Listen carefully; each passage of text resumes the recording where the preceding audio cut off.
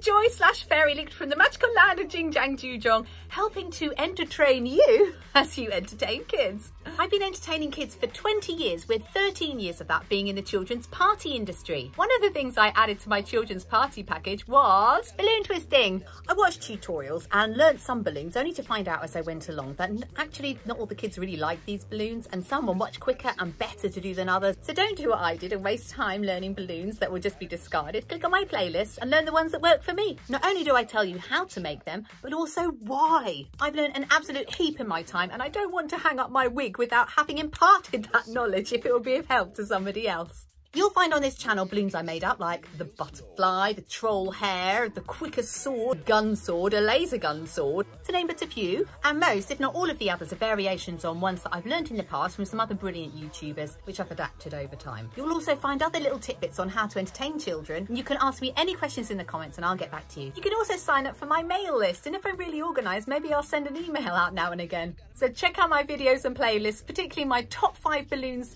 to start with, and the top 5 most popular balloons as well. You definitely want to be starting with those. And I look forward to seeing you in the next video.